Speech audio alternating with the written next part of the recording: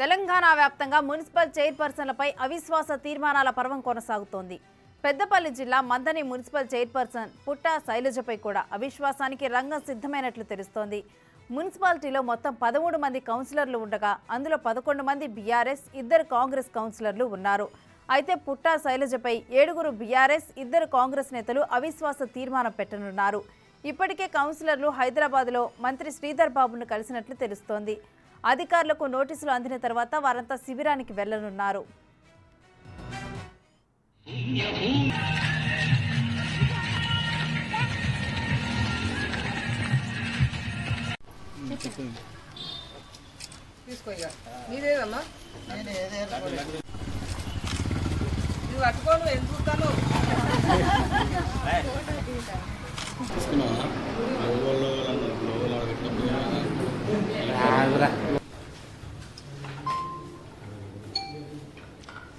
ఒక్కరికి కూడా శుభాకాంక్షలు తెలియజేస్తూ రాఖీ పండుగ సందర్భంగా కుల మత భేదాలు లేకుండా మరి మేమందరం నా జన్మదిన సందర్భంగా పుట్టినరోజు శుభాకాంక్షలు తెలిపిన ప్రతి ఒక్కరికి బీఆర్ఎస్ పార్టీ నాయకులకు ప్రజాప్రతినిధి ఒక్కరికి కూడా శుభాకాంక్షలు తెలియజేస్తూ రాఖీ పండుగ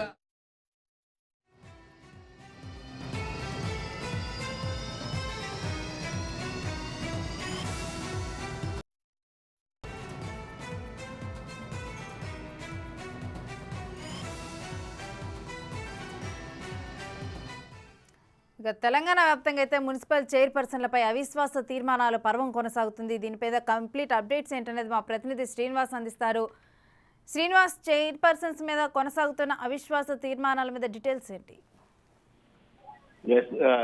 తెలంగాణ రాష్ట్ర వ్యాప్తంగా ఇటు బీఆర్ఎస్ ప్రభుత్వం పోయి కాంగ్రెస్ ప్రభుత్వం రావడంతో ఇప్పుడు ఇటు పెద్ద ఎత్తున కూడా రాష్ట్ర వ్యాప్తంగా మున్సిపాలిటీలు తర్వాత జెడ్పీలపై అవిశ్వాసం పెడుతున్నటువంటి పరిస్థితి లోపల ఇటు మంతని ఇటు ఏదైతే మున్సిపల్ చైర్పర్సన్ పుట్ట శైలజకు కూడా అవిశ్వాసం పెట్టడానికి అయితే రంగం సిద్ధమవుతున్నట్టుగా తెలుస్తుంది. అయితే మంతని లోపల మొత్తం 13 మంది కౌన్సిలర్ ఉండగా ఇటు గత ప్రభుత్వం లోపల 11 మంది బీఆర్ఎస్ తరఫు కౌన్సిలర్లు తర్వాత 2 కాంగ్రెస్ కౌన్సిలర్లు గెలుపొందడం కూడా జరిగింది. అయితే ఆ మంతని లోపల ఇటు పుట్ట శైలజ తర్వాత మాజీ ఎమ్మెల్యే పుట్టమది యొక్క ఇటు ఏదైతే అరాచకాలు అవన్నీ కూడా గత చాలా రోజుల నుంచి కూడా భరిస్తూ వస్తున్నటువంటి కౌన్సిలర్లు ఎట్టకేలకు ఇటు పుట్టశైల పైన అవిశ్వాసం పెట్టడానికి అయితే సిద్ధమవుతున్నటువంటి పరిస్థితి కనబడుతుంది. మొత్తం ఇటు బీఆర్ఎస్ కాంగ్రెస్ ఈ ఇద్దరు అంటే 2 పార్టీలకు చెందినటువంటి కౌన్సిలర్లు కూడా ఇటు 7 కౌన్సిలర్లు దాదాపుగా ఇటు మంత్రి శ్రీధర్ బాబు దగ్గరికి నిన్న వెళ్ళినట్టు సమాచారము. అయితే అక్కడికి వెళ్ళి ఇటు ఏదైతే శైలజ పైన అవిశ్వాసం తీర్మానం పెట్టాలని చెప్పి యోచించినట్టుగా శ్రీధర్ బాబుతో హైదరాబాద్ లో కలిసి డిస్కషన్ చేసినట్టుగా తెలుస్తుంది. మొదటికైతే ఇవాళ కానీ రేపు కానీ ఇటు ఏదైతే పెద్దపల్లికి చేరుకుని ఆర్డీఓకు పుట్టశైలజ పైన అవిశ్వాస నోటీసులు అందించి తర్వాత శిబిరానికి వెళ్ళేటువంటి అవకాశం ఉన్నట్టుగా తెలుస్తుంది.